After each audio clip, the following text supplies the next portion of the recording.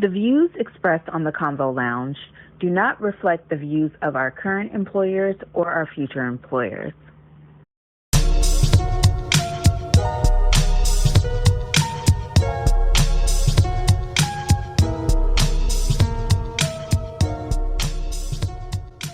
Welcome to the Convo Lounge, everybody, with your hosts, Shah Rochelle, Amir Anthony, and we have a special guest today who's also our co-host, Antonio Crowe.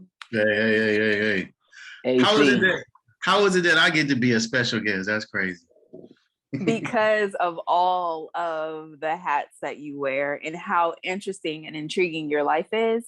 For my nosiness, and I'm sure it'll be great for the viewers as well, just to have a sneak peek into all of the great things that you do outside of the Convo Lounge. Like, this is just a smidget, a blip in all of the many creative and professional hats that you wear.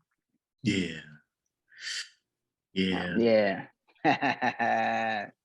No, for real. Yeah. So, all right, Amir. So what's the question of the day? So the question of the day, we're going to start with the question of the day, two-part, because it's holiday theme. What is better, artificial or real Christmas trees? And when should you put your Christmas tree up, and how long should you have it in your home? Like, when's the best time to take it down or throw it away? So two-part question. Controversial, because some people like to put theirs up mid-October. Oh, my. Damn. Okay. Wow. Yeah. Okay, that's a little. I know some people. I think for me, like, what I've seen the trend is people usually buy their Christmas tree the weekend after Thanksgiving. Mm-hmm. So, like, that following weekend, people go out and buy their tree. The Christmas tree lots all over the country are all open, and you can get your tree. You can, flock it. That's another question. Is flocking, a thing? Do you prefer a flock tree with all the people do pink, people do white, people do blue, pink, red. Who's doing pink? People do flocking in all different types of colors. So, I've been an artificial tree owner for a few years now. I think it's cool because, like, you can take it down whenever you need to. You can put it up. You can be, a little creative on how you want to decorate it. And then it's environmental friendly. Gotcha. Save the trees, y'all. But that's kind of, and I think if you have a real tree, I think New Year's, the day after New Year's, maybe let it go, because people kind of bring it all the way in. Yeah. Growing up, our family brought it all the way in. Like, our unofficial date was my dad's birthday, which is January 14th, which is way too long to keep a tree up. But that was our tradition. Man. Well, I'm a fan of the real tree because I like the way it smells. Same. When it enters the house, I don't know about 2 days after, but normally it holds a good scent, the pine and all that. I'm also a fan of the what we call, not the fake tree, but not, the other tree, because you get multiple use out of it, right? As long as it's standing up straight, you get multiple use out of it. So I'm a fan of both. And the time frame, like, I've seen people, like, I don't put up trees anymore. But I've seen people the minute they're on sale after Thanksgiving, you see people driving with their tree on top of the car, right? And I've seen people putting out trees like weeks after, and this is real trees, on the street for the trash. They're putting them out maybe towards, like, Martin Luther King birthday or something. Yep. I've seen trees. For the trash. So yeah, and personally, I wouldn't hold on to it beyond the new year, because when you buy a lot of gifts, some people aren't able to get their gift, so you keep it under the tree until they can get their gift, or you see them and you give it to them, stuff like that. So let it go. If you have an artificial tree, get creative. If you got a real one, let it go. January 2nd, throw it out. Be safe throwing it out. Be safe, with the tree. It's kind of like the deep fried turkey thing. Like, you got to be safe when you deep fried turkey. You got to be safe when you have a real Christmas tree in your home. let it go. If it starts to get brown, keep it watered, don't have Keep any it electrical watered. devices. Yeah, and just be safe. But yeah, we did a lot of creative things growing up. I think when you're young, you have your traditions of decorating the home, and also, being fancy with the decorations. You would make them in class, and you would put your ornament on the tree. The ornaments, yeah. Yeah, but as you get older, like for me, the artificial tree thing is this. Until I have the family, then I'll do the real deal. But I do like the smell. Yeah. Nothing like that good smell. And then you can spray it, do your thing. My grandmother was a huge flocking tree. She loves doing the flocking tree thing. What color does she get? White. Yeah. Yeah, it'd be like, she even buys like extra flock. Dang. Wow. Well, now during the pandemic, there's a tree shortage. So to all those real trees, salute if you could find one. Wow. Is it because of the forest fires or? I think it's just because of the delivery to the location. Yeah. Got you. Yeah. Well, Merry Christmas coming up. It's among us. Yeah. Yes. And Kwanzaa, Hanukkah, all that, Kwanzaa. Happy holidays. Happy Kwanzaa. Every year I say I'm going to celebrate Kwanzaa, and it's yet to happen, but it will happen. It will happen. Because I'm not a huge Christmas girl. Yeah, I'm good on Christmas. Just another day. Yeah. Same. For the kids, Christmas is for the children, That's the way I see it. But the purpose of Christmas is the birth of Christ, right? So outside of religious sentiments and tones, like I'm over the holiday. It's too much fluff. I feel like people use this targeted time to be kind and nice, but then they go back to being a jerk shortly thereafter. So I think for me, it's just like the fakeness around it. I feel like if you're going to be kind 365. If you're going to celebrate Jesus, celebrate him 365. We don't need a designated time or day to do it. And I think when I have a family of my own, husband permitting, I would try to find other ways to celebrate the holiday outside of the commercial, having all these kinds of gifts under the trees. I would want to make it more meaningful for my family. That's when Kwanzaa comes into play then. Maybe, you have those consecutive days and you can learn a little bit about the culture. Maybe we should do like an episode dedicated to Kwanzaa, maybe bring someone in. Maybe we can get Dr. Umar to So hold on, Shar. So to your point, I totally agree about the extra kindness. So I didn't grow up Catholic, but I feel the same way you do regarding Ash Wednesday.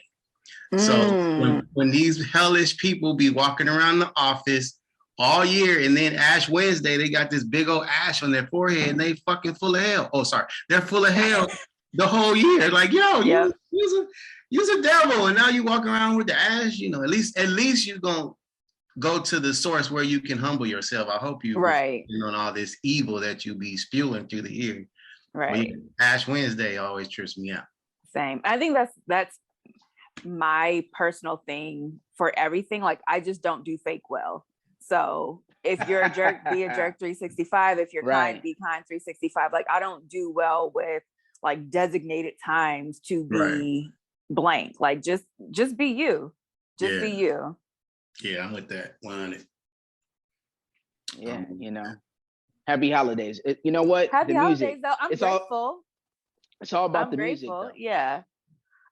And that's another thing. I feel like I'm tired of hearing different renditions of holiday music. Like Maverick City just came out with a holiday album, and I'm just like, I can only hear "Oh Come All Ye Faithful" in different versions so many times. Like, here's the thing: I'm not bah humbug. I'm not bah humbug.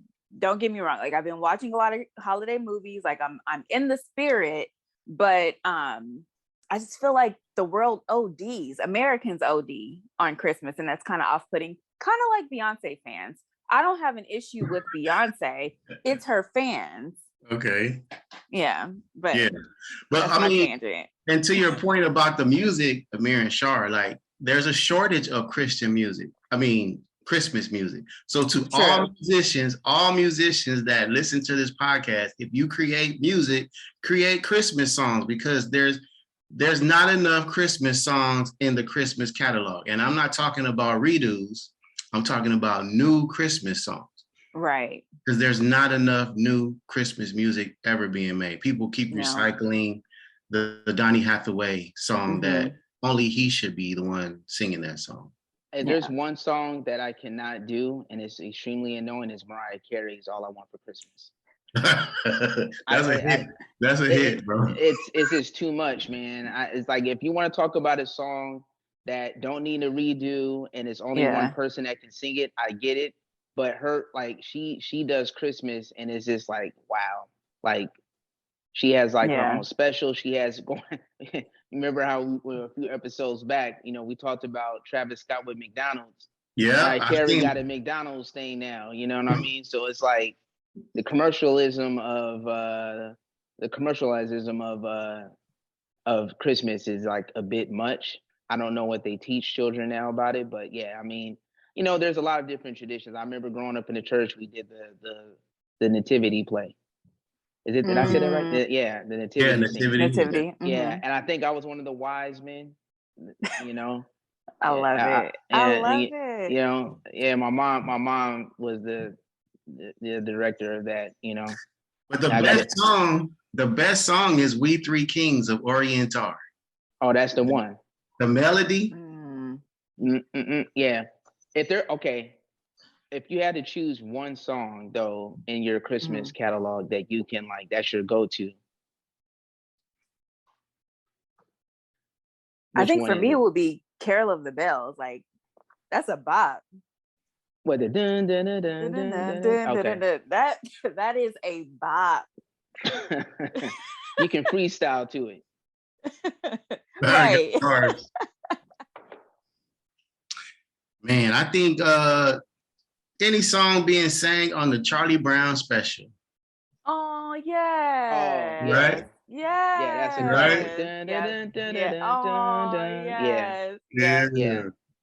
And the Christmas time is here. Yeah. Oh yeah. Those are records. I'm down with all those. The Temptations. Wow. Oh yeah. Oh yeah. It's a few though. Yeah. Yeah. I feel like I'm gonna have to leave the chat. Which one, friend? The one Merry Christmas. Merry Christmas to Is that all the Silent Night? Yeah. Yeah, in Silent my Night. mind. Yeah, that one. Yeah. And the one that my mom always calls me up on is Paul McCartney's Simply Having a Christmas Time. I like the synthesizer in there. Oh, I love that one. That's a good one too. I didn't know Paul McCartney sang that. Yeah, it's Paul McCartney, I think, Wings, but it's the synthesizer in there, like the dun dun. Yeah. Dun, dun. Yeah. That one makes me happy.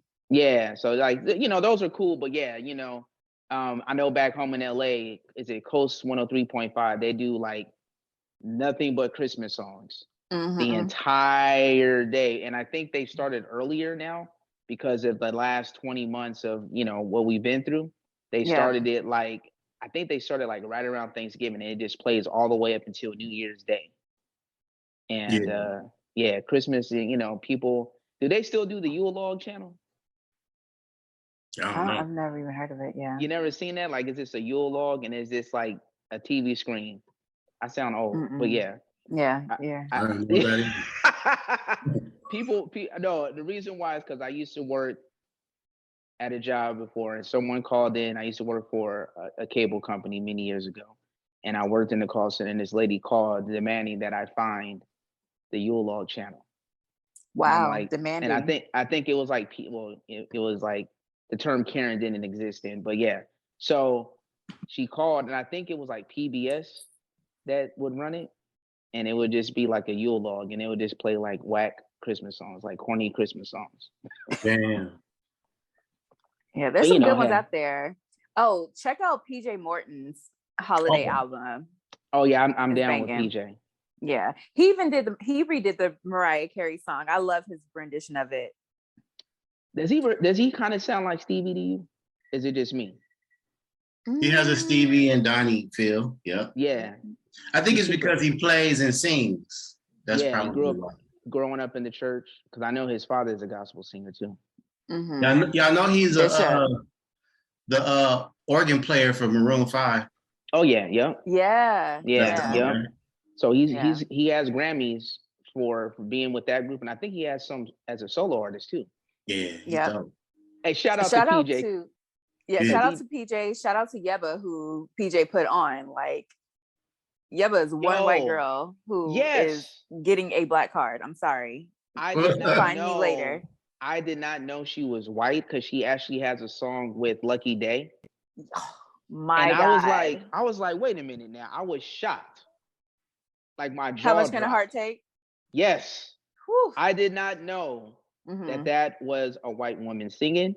Yeah. And when I was like, this the melody, like, I don't know. Like, she needs to just go ahead and drop an album.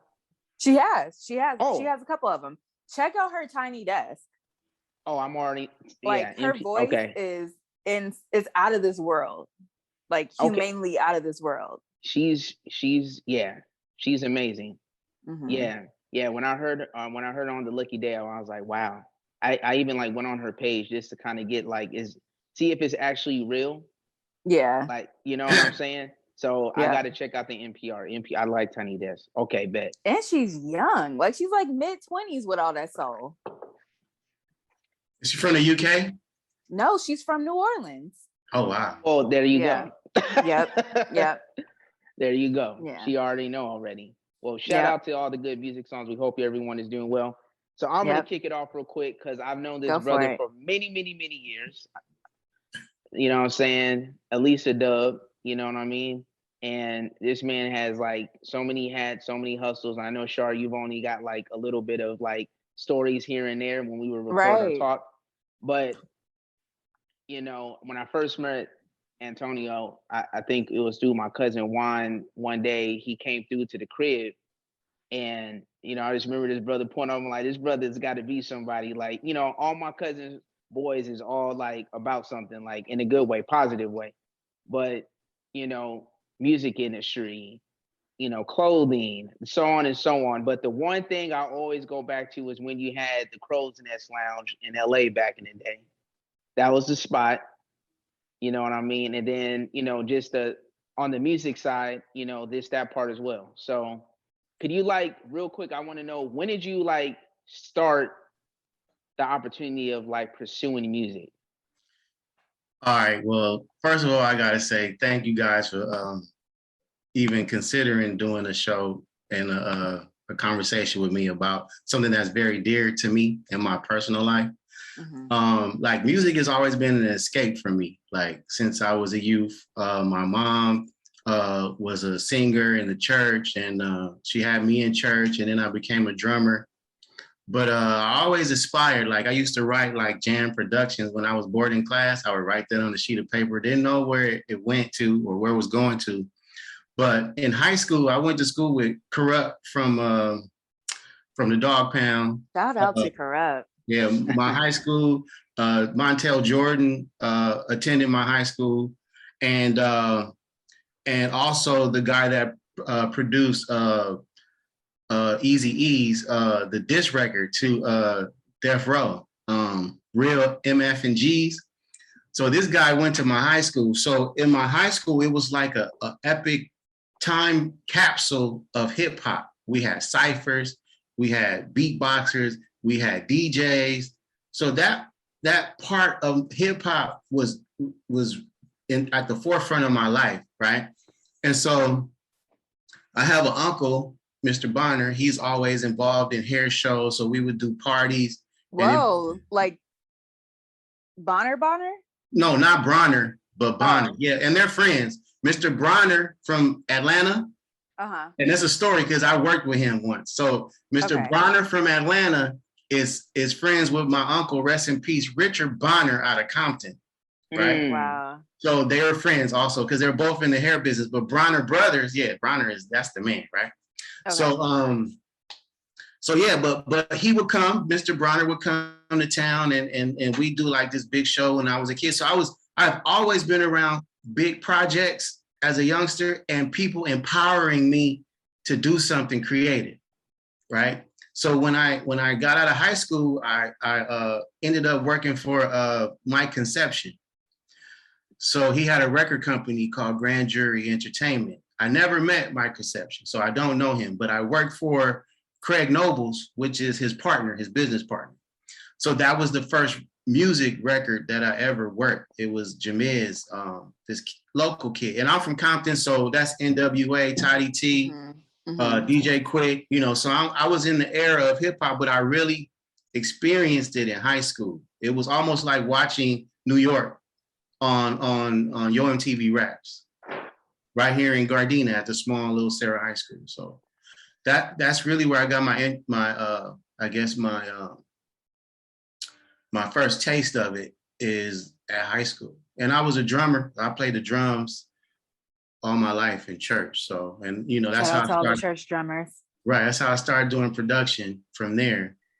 But then I ended up meeting Mike Karen, who was at Atlantic Records. And that's now he's a senior VP of Atlantic Records. So we did the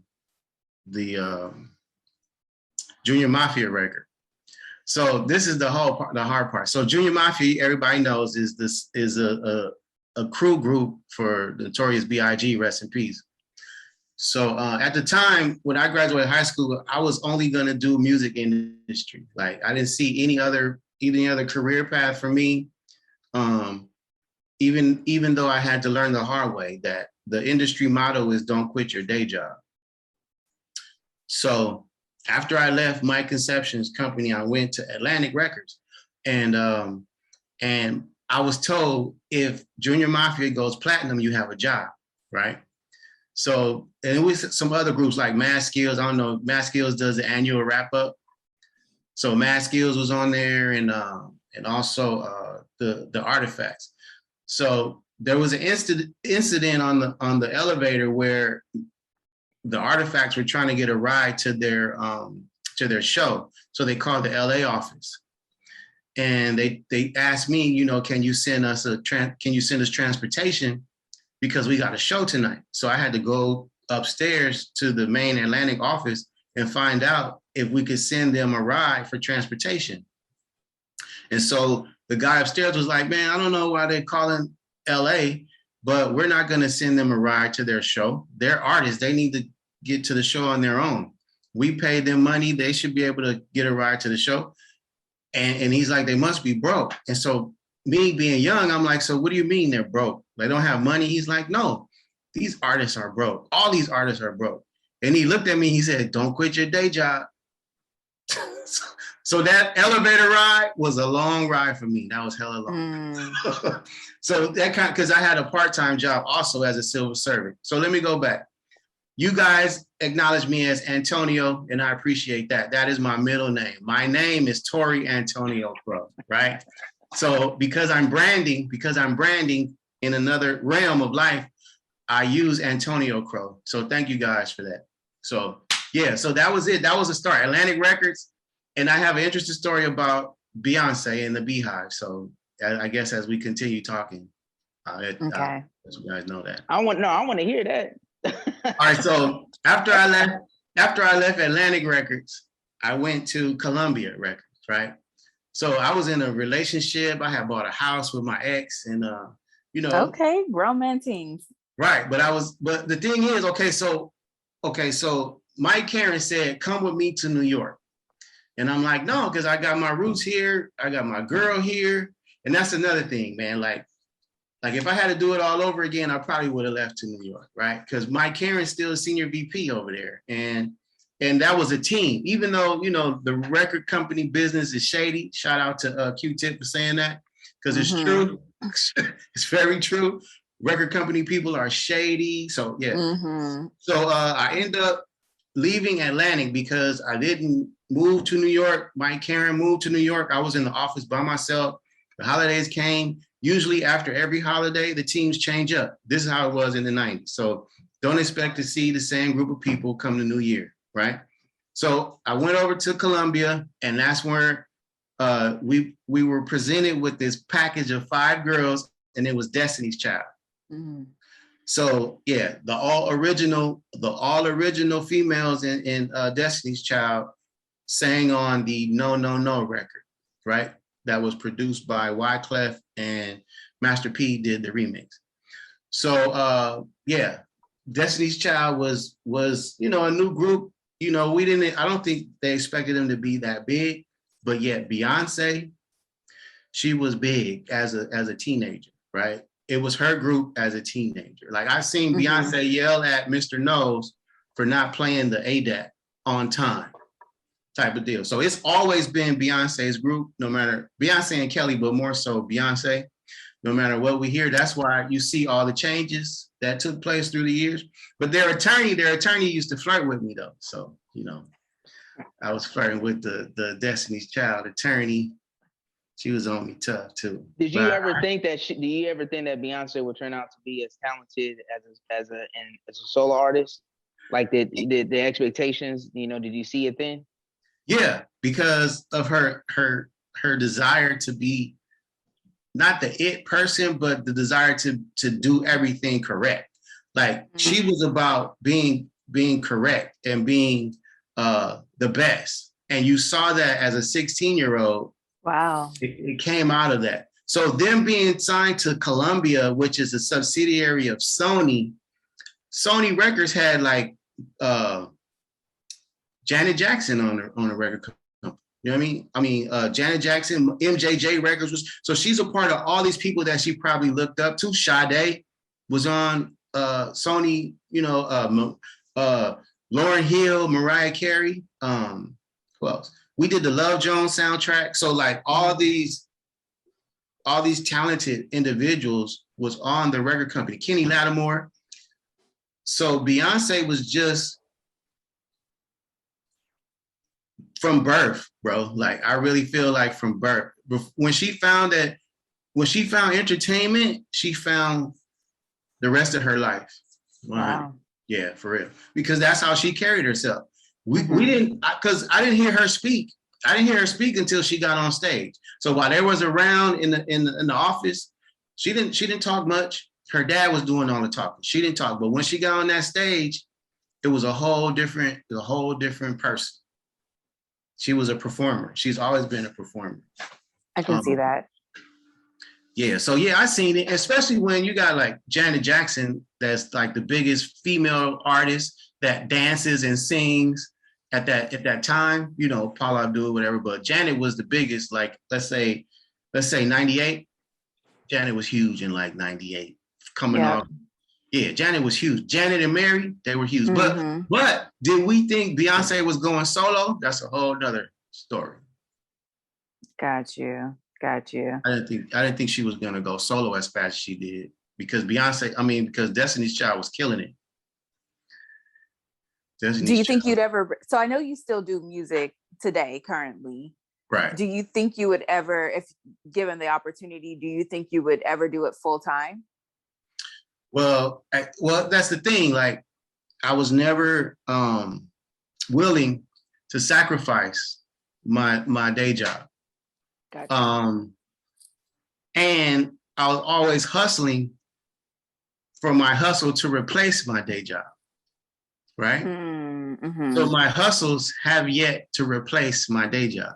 So and what I mean is like long-term success, not short-term success, right? Right. So I'm talking like long-term replacement.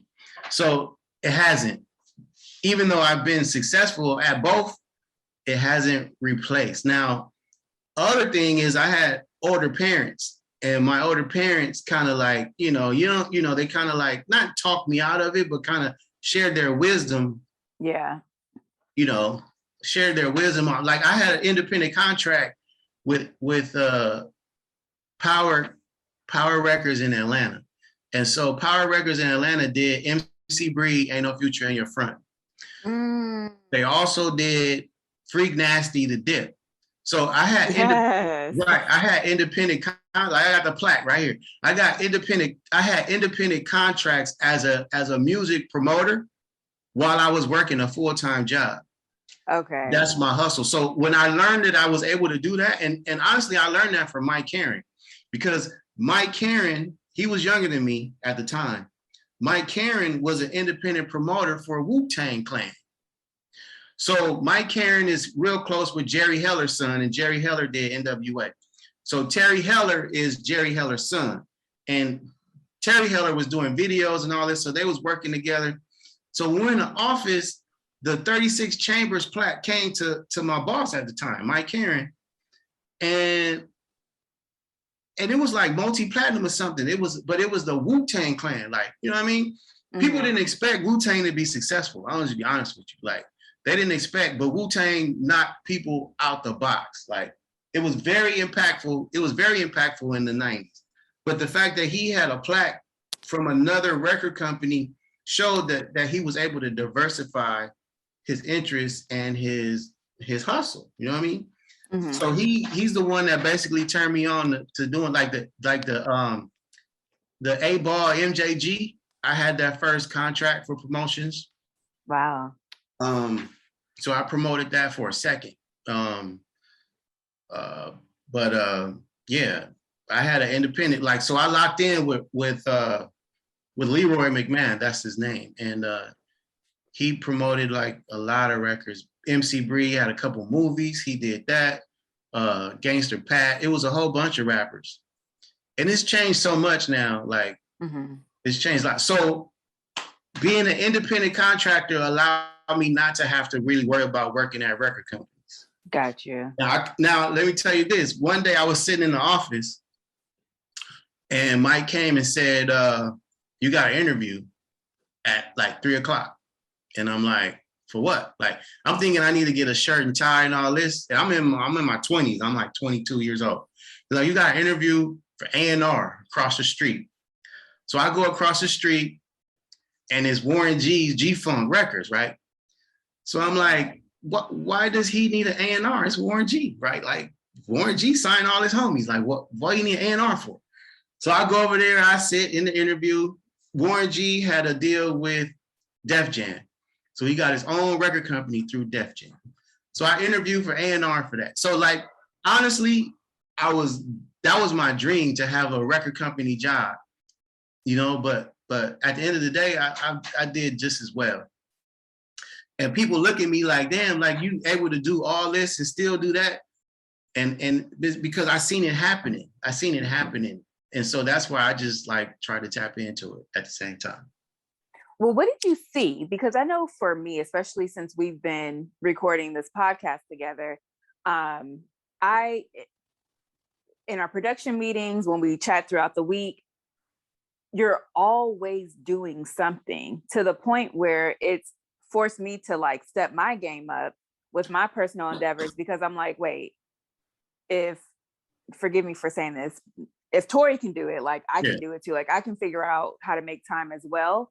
And you guys know I'm like real big on, you know, my me time and self-care, et cetera, et cetera. But at the end of the day, like, your hunger, your drive, and your work ethic is just inspirational, like, for real. And I don't know how you do it all. So how do you do it all? Like, you work a full-time job. Yeah, I have the answer for that. And I'm gonna tell you, not just a rinky-dink job, like a real job. Right. But I have the answer for that. So I'm in California, right? We're in California. The record company opens up like 2 or 3 hours before I get up in the morning. So when I would get to work as an intern, I was already late. So we worked against the New York clock in LA, especially at Columbia. So because my boss Hakeem was from Connecticut, but we say that ain't really New York. But I wouldn't at the time, I didn't know Connecticut or New York at the time, right?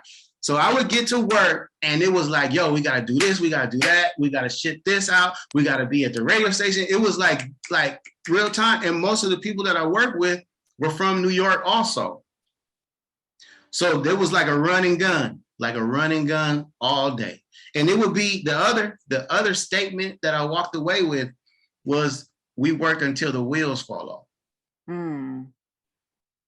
Right? So you need your space and you need your time and you need your pace, right? But at the end of the day, what do we have accomplished, right? And so the other thing is you don't want to be considered whack in the music business. This is in the 90s, right? Once they consider you whack, they didn't fuck with you. So you can't be whack. You working against New York clock. And that's kind of like really still in my spirit right now. So if like when I do like video production, which I've done, or not film, but like we did I used to work with my boy Judge. So we did a lot of production. And I'm trying to start at 6 a.m. Wow. Right? Anytime we prep for video, we start in the morning, like at the crack of dawn. I mean, I've worked the Queen Latifah video as a production assistant. Her video Right Time for the one of the soundtracks where her and Faith Evans wrote a song, and it's one of the first records that Queen Latifah ever sang on, like you know, as a singer, not as a rapper, right? Right Time. I'll send it to y'all. But amazing record, and like the first time that our call time was at 5:30. I think we wrapped at 3 a.m. I had to be back. So sad for me. I was out of myself that I went to sleep. I woke up. I thought it was the next day. It was the same day. When I got to set, I had left the walkies at the house. So I had to go back and get the walkies and then drive back to the set. Queen Latifah, I could have got fired that day. Dang. So yeah, it was run and gun. Like the thing about, and that was the 90s. So the thing about production now in today's era is very easy, or it's easier, because, you know, now people are recording on their iPhones and whatnot. The PA from back then, you're only going to get a PA on a major scale to some degree, $10,000 budgets or more, maybe, you know? Yeah. A lot of these rappers are selling like 2,500, making 2,500 videos. So when you look back at your career, which I would say you go back to over 25 years ago, right? Right. And the golden era of hip hop, you know, they say the golden era is that span of like 92 to like 98-ish maybe. But right. Like 92, 93, 94, I mean, you just had just monumental albums, whether you was on the Death Row record label, West Coast, you know, you also had, you know, Wu-Tang, which you mentioned, Nas, Biggie, Pac was, you know, heavy. So you think about the expansion of hip hop that got into like the entertainment realm, right? So you were a part of all of that transition. Did you ever think that it would be at the level that it is today? And what do you think of the current state of the music industry, knowing that we have some of these other artists, and I feel like the culture is no longer under our control anymore like it used to be? Right. So like to your point, like I worked with it's like my uncle, Alonzo Williams, and he's a pioneer in West Coast hip hop. He and that man was making beat tapes and sending them to people in prison. And that was his hustle, right? So, and his beat tapes, I guess it was giving him something to write to, which I was like, and they buying this stuff? And yeah, they were buying it. So moving forward, when I found out that Junior Mafia was part of Biggie, and when Biggie, you know, I was there when Biggie blew up, and I was there the night he passed away at the museum. Wow. I saw that like he was the mentor of a group. What was his friends? But Lil' Kim became bigger, one of the biggest female rappers ever, right? And then after Lil' Kim, you get like Nicki Minaj and now Cardi B, whatever. So like I did not see, but you know, I'm a fan of music first and foremost. Like music, I feel like music is my life. So I know that change is constant and that music will continue to evolve. Like for example, they said hip hop would not last. Hip hop has, and unfortunately, because I'm a product of hip hop has made more people rich. More white people rich, mind you. But the people that's really part of it, we got to do it part-time. You know what I'm saying? Some of us, you know what I mean? Some of us have to get in it even though it's us, like I am hip hop. You feel me? Like that's how I look at it. Like I am hip hop. But the people that didn't care about it made more profit than the people that really do it. So I guess to summarize my point and kind of answer the question, change is constant, and I'm a fan of music. Like I look at like Soulja Boy, and and his, I don't want to say he's dysfunctional, but he's got some dysfunctional traits about him. If that was my son on the success tip, I would be happy for him. If that was my son. That's not the hip hop that I grew up on. You know what I'm saying? Like the Baby and all that. I think the Baby is a solid rapper though. The Baby and Lil Baby, I think they're solid as MCs. They really do what they do.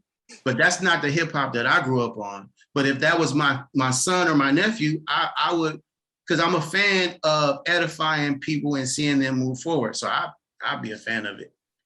That's what's up. So then what came next? Because I know that we've talked about also in passing, you doing production plays and then also having your own lounge. Right. Okay. So I ended up partnering with my childhood friend. His name is Judge Beckton. And he had a studio in Carson. And so Carson is a borough of Los Angeles County, if you will, right? Mm-hmm. Small community. It's a lot to be said. Razzcast is from Carson. Razzcast and I went to a Friday church group together. I grew up with Razzcast. So Judge had a studio and he was recording artists. He recorded Lamont. What's that kid's name? Kendrick Lamont? Kendrick Lamar?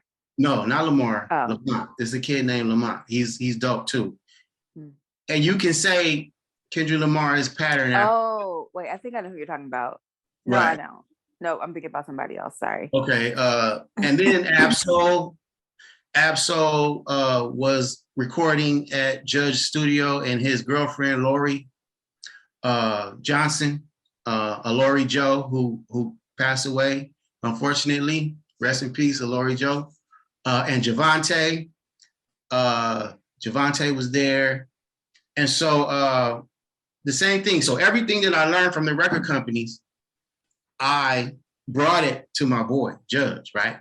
So, but also I was rapping myself, be honest with you. I was wow. doing my thing as an MC.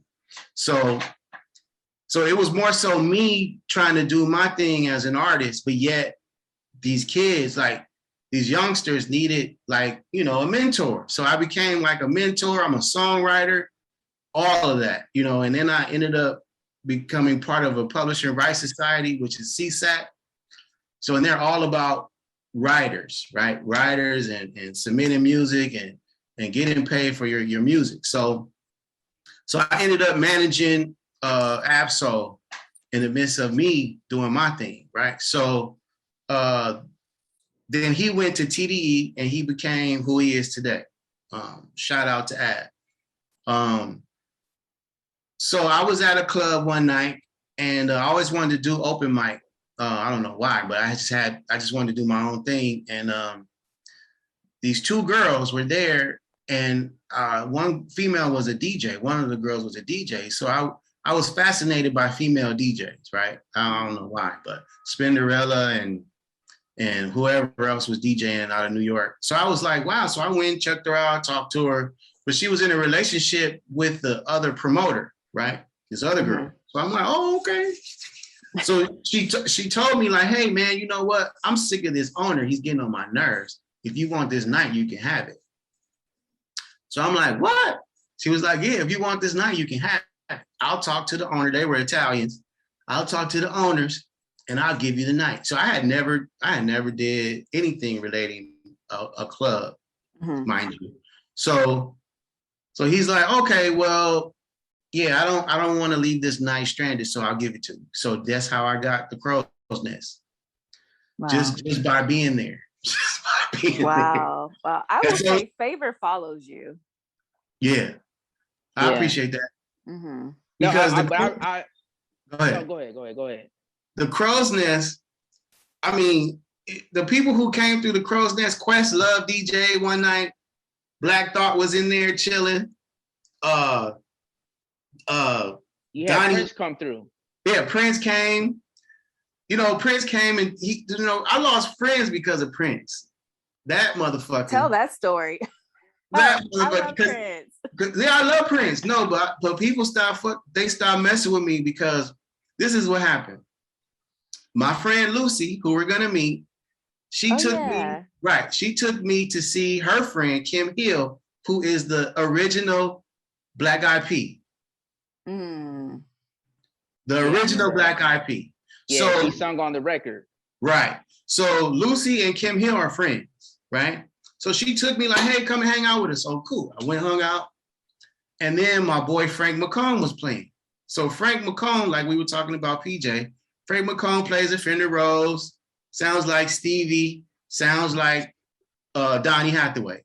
So he's singing these songs. Mind you, I'm thinking that people, when they perform live, they're really, if they sound like Stevie or Donny, they're going to sing a Stevie and Donny song, right? Mm-hmm. So I went up to him afterwards because this song was blowing me out the water. I'm like, bro, I never heard these. I own every Stevie Wonder record, bro. I never heard those Stevie songs. He was like, nigga, them my songs. I was like, okay. I was like, you got a CD? He was like, I got 3. So I bought those 3. Mind you, one of the CDs I had heard because my homeboy Dewan had them. My homeboy Dirk had them. So, and he played it for me like, this dude on Columbia, bro, or this dude on Motown, he killing it. His name is Frank McComb. So I had already been introduced to his music, but when I met him in person, I called my boy Dirk. I'm like, yo, I finally met this dude. I want to get him at the Crow's Nest. So this guy had been signed already to Bradford Marsalis. And so, and he was on the tour with this other R&B group, the Levert's son. What's that group?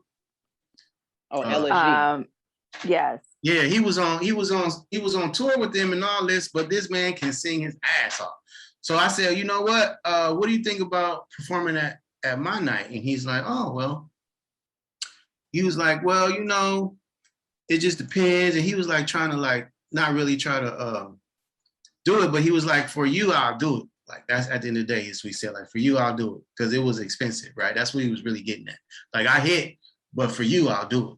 So he didn't know that I had any experience in the music business at all. Just off, I guess, our initial conversation, because I didn't, you know what I mean?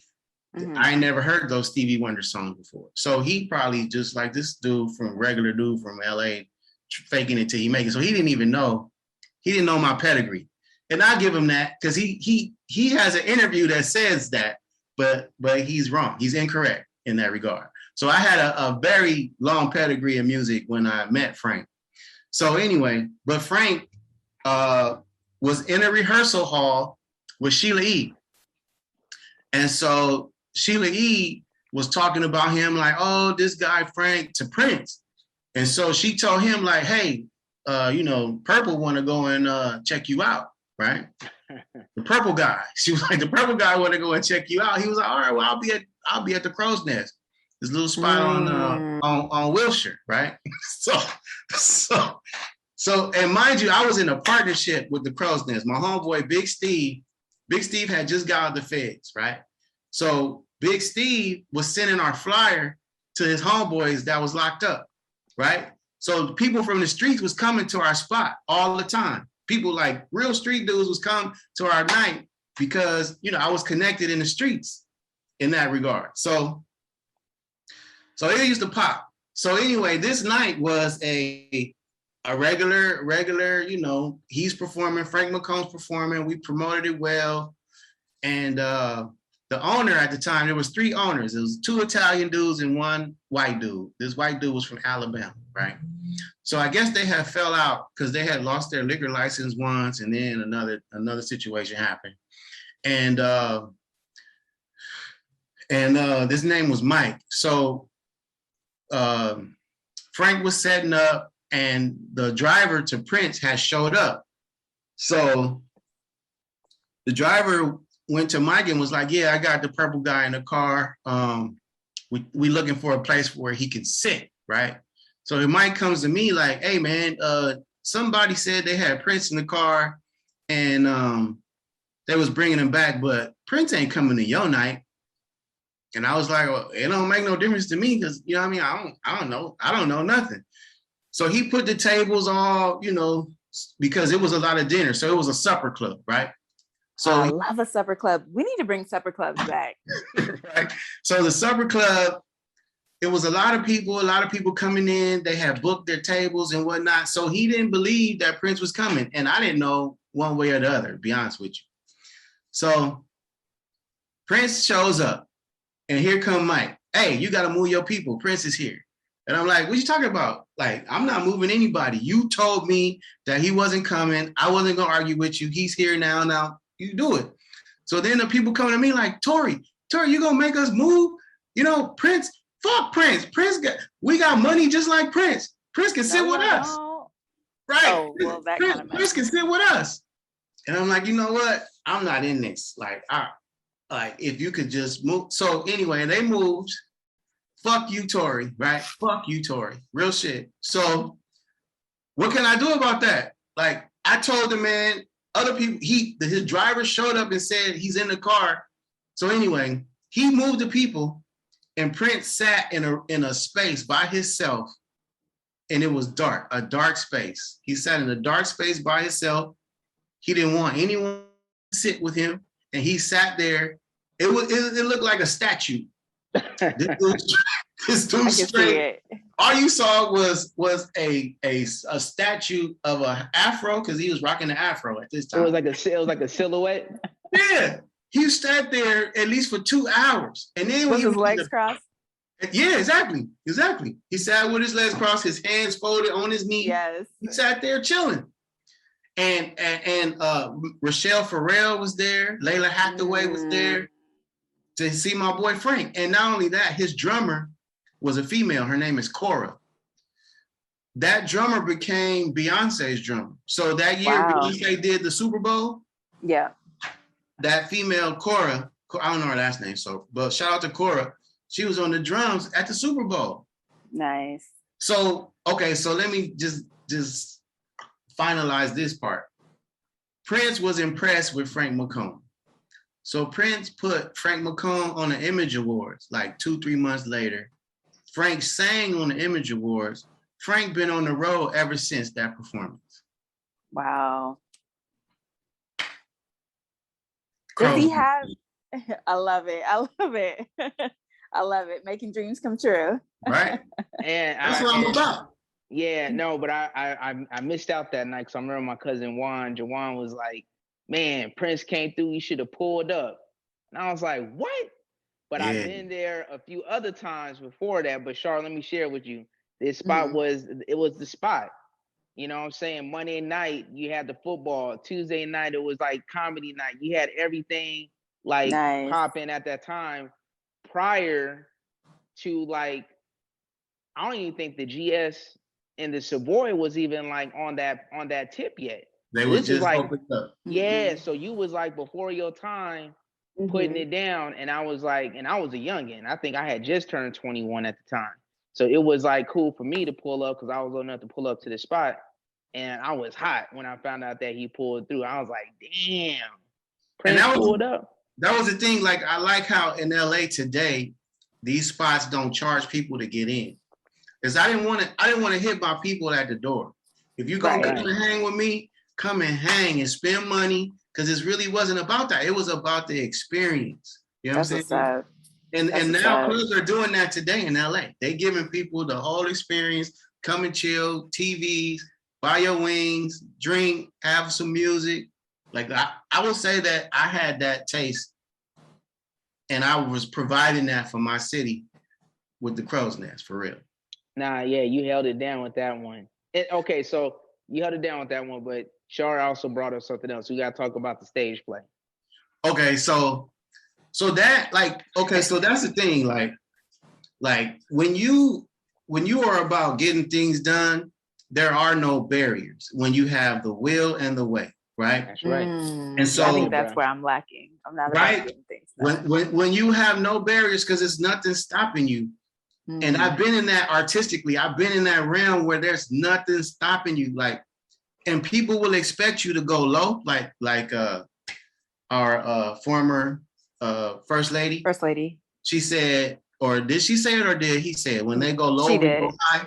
Right. Yeah. When they go low, people will expect you to be, or let me use you as an example, Shar. You selling them cookies? Do you make a lot of money from it? They expect you to be like, you're not really doing it big. They expect that from you. But our minds are bigger than what people think about us. You know what I'm saying? Our minds are bigger than that.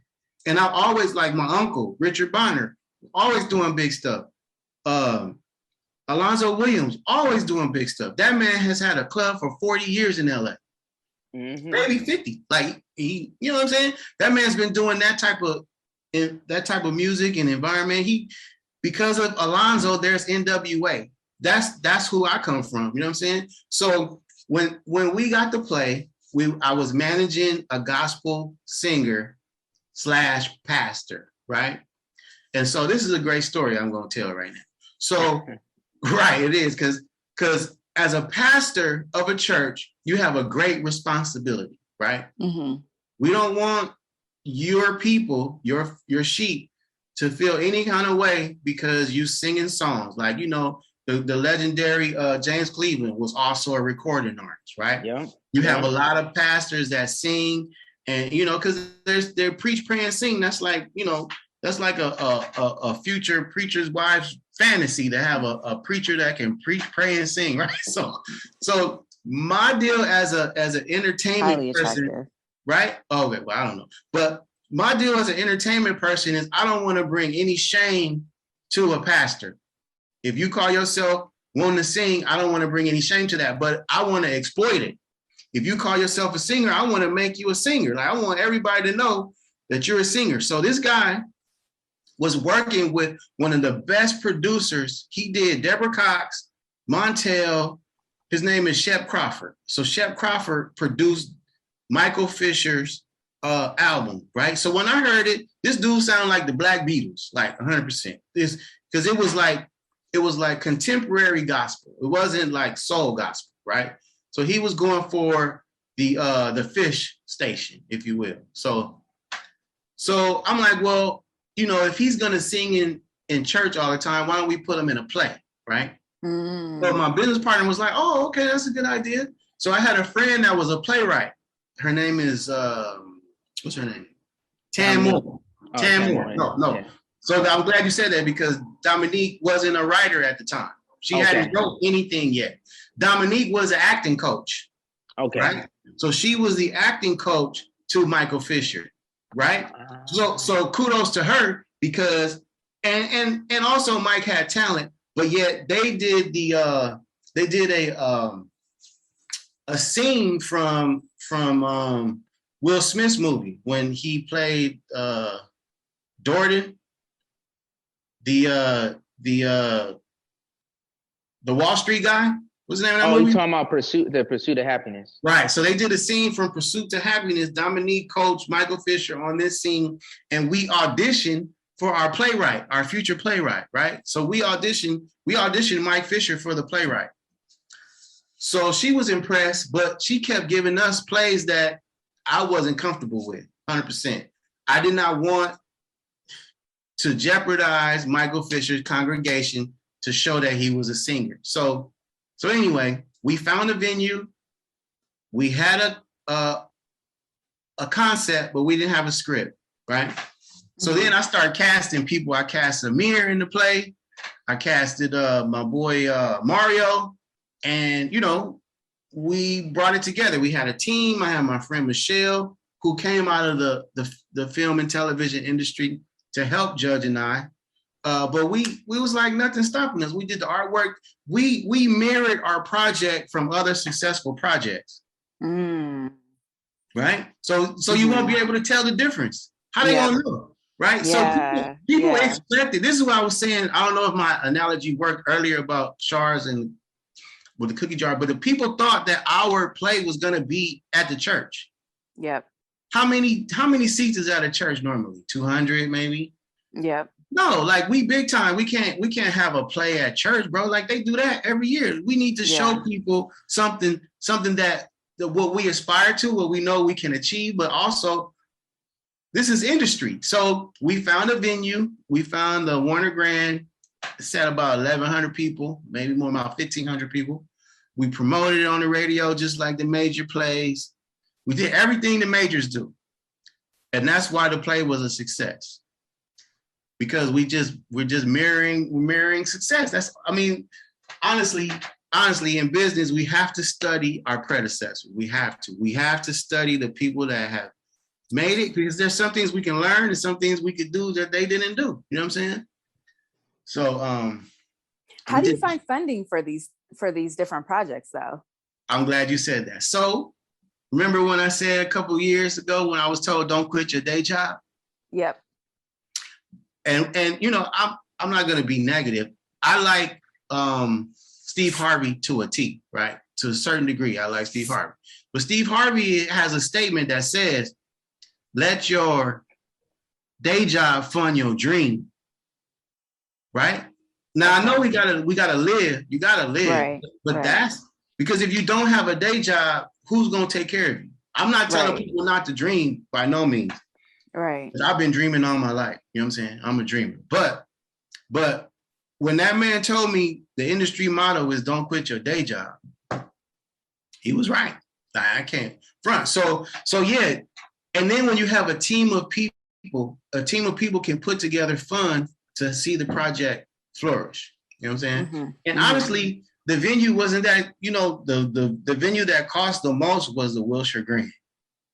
The Wilshire Yebba, that thing hit us. And we had to be out of there by 11 p.m.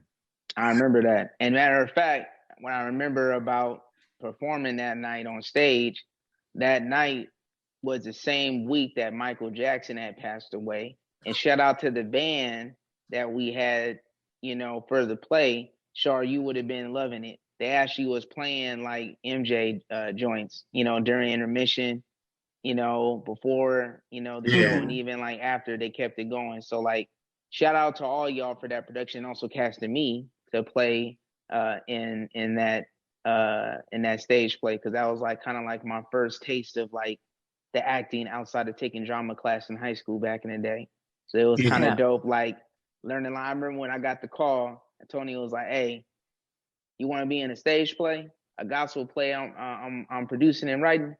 I said, I laughed. I didn't say writing. Oh, no, producing and directing, yeah. And I was like, let me get back to you. And I thought about it. Then Juwan was in me, like, man, this dude would, man, you know, be a good opportunity. So I was like, bet, you know what? Let me do it, you know? And, you know, one thing led to the next. And, you know, it's on YouTube. You can peep it out. Like, I think I still got the program somewhere in my spot. Yeah, it's viral. Like, that play is viral. Yeah. Oh, we need to put that in the show notes then, for sure. Yeah, it was a dope opportunity. And, you know, kudos to you for doing that. But like I said, like, brother, I've seen you in so many different avenues, like with the lounge, the music. I remember seeing you on stage and having Absol. I remember it was a spot in like North Hollywood area we went to back in the day. Yeah. And you always had like something going, stage play, and then now you've like pivoted into the clothing. Mm-hmm. So like Self Society and Antonio Crowe clothing. So like let's kind of like close it out with that, because that's like the newest, latest venture. Yeah. So quality clothing too, quality products. I appreciate that. I think that at the end of the day, I wanted something to represent. Well, go back. When I was a youngster, I was in fashion shows. I don't know if y'all remember this store called Little Folk Shop. Mm-mm. So it was in the Lakewood Mall. So we used to do fashion shows at school, and I would go to the fashion show, to the Lakewood Mall, and we would get fitted for the fashion show. I always remember that. I've always been a person to like shoes and clothes and whatnot, and I had an idea to do Tika Apparel back in the day, like in the early 2000s. But one New Year, I think it was New Year's Eve 2019 or 2018 New Year's Eve, I just decided to move forward on a new venture, which is branding a clothing idea. So I'm really happy because I was able to trademark Selfish Society. And congratulations. Thank you. And I'm just trying to stay creative in that regard, because there's a lot of opportunity in clothing. It's not so much a narcissistic approach to life. It's more about fashion. You know what I mean? Fashion is everything. If it has a name on it or not, somebody made that. That's fashion. You know what I'm saying? And I've always been a person of fashion. I study all the greats, and same thing. You just keep applying the stuff that you learn and see how you can make it pop. That's all. Because that's basically what I've been doing the whole time. That's what's up. All right. How do you define success? Like your personal success? Well, first and foremost is relative. Success is completing where you start. I like that. Right, like, because so this is the thing. When I was going to college, I didn't want to be that person to start a whole bunch of things and not finish anything. Right? So we didn't talk about that. Like, I was in college the whole time. Yeah. All this, right? I got 2 degrees the whole time. So I didn't want to be that person to start a whole bunch of things and not finish shit. That was how I was telling myself, like, you don't want to be that dude to start this and don't finish, start this and don't finish. So when I finish something that I set out to do, then I have success, because I'm not in competition with nobody. You feel me? So that's success to me, completing what I start. That's what's up. Yeah. So with Self Society and Antonio Crowe clothing, I know you got the hats, you got the shirts. Are you ever going to consider doing like some track suits? Yeah, everybody asking me for the track suits. Like throw like the Sergio Tacchini throwback type joint, windbreaker. Like, what's popping? I need something like that in the Bay Area, bro. I do have a windbreaker. Everyone's asking me for the track suits. Man. It's a highly populated. I want to get the right one. Okay. Like, did you guys see Squid Games?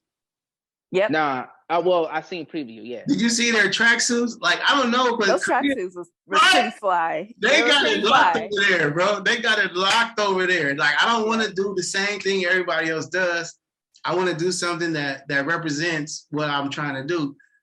Because I could have just found a whole set and just, I didn't really want to do that. But right. But yeah, so it's coming. It's coming for sure. All right, bet. Because I need something to wear when I'm on the golf course too, bro. Oh yeah. Sure. So when do you sleep?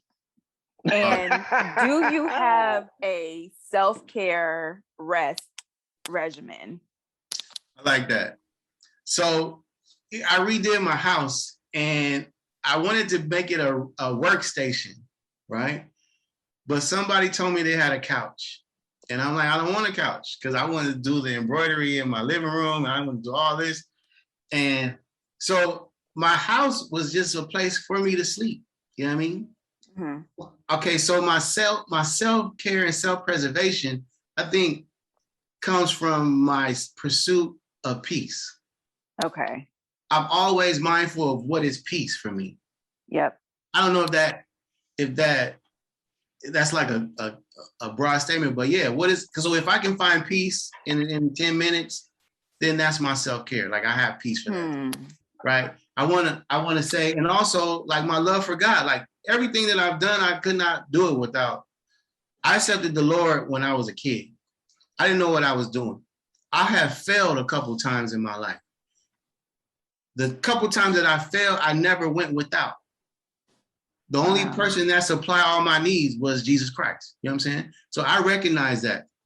I lost my mom when I was 26 years old.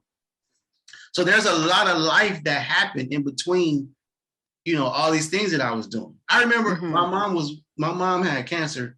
She passed away of cancer, and I had met Mike Tyson during the day. So my mom was like on hospice at this time. So I used to work for Kashif. That's a whole nother story. The singer-songwriter Kashif, he did Evelyn Champagne King. He did Whitney Houston, You Give Good Love. He wrote those records.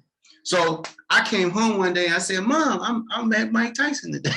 like those type of stories to be able to share with people you love, it was a trip, because that's what's happening all the time. All the time, meeting people all the time. Mike Tyson. And I was at Jimmy Kimmel the night Mike Tyson tatted his face. and he went on Jimmy Kimmel to show the world that he tatted his face. That tribal stuff. Wow. Mike Tyson is wild. Wow. Mike. Stories. I have so many stories we couldn't even capture them all today. We might have to do a Antonio Crowe part 2. Yeah, anytime. Shoot, I got a lot. Got a lot going because we didn't even get into the production part. Yeah, but, don't kill me. But I already have an idea for the next episode. It's going to be "Don't Kill Me." All right. Respectfully, stories with Tori. Oh yeah. Yeah, I got a few questions I wanted to follow up with because you were working at Columbia, and I know that Nas was signed at the time at Columbia around the same time you was there. Right. So like, were you around before or around the time Illmatic or after Illmatic? Well, after, because Illmatic, me and Nas and I are the same age. So right. So the thing about it, when I got to Columbia, our big record was a score. Right, the Fugees album. Yeah. This is 95, right? So I was testing y'all if y'all knew what the score was. Shari looked like she didn't know. The Fugees. Yeah, no, I know the Fugees. So when I went to Columbia, like I worked so many big records, like the Score album. When Lauren did the Roberta Flack, Killing Me Softly, yeah, the album just took off. Bro. Yep. Again? The Mask is my favorite song off the album. Man. That was remember back in the day, shout out to the Source magazine. Was it the Source? Yes, yeah. They had the 5 mics. If you got 5 mics, like I remember back in the day in high school being on campus, like getting the magazine and the Source would have the 5 mic albums, right? And like that would be the one. He's like, all right, bet 5 mics. And I just remember like certain albums like the Score, Illmatic. Yeah. Dang, I mean, I can just go on and on about so many albums that was like 5 mic classics. And right.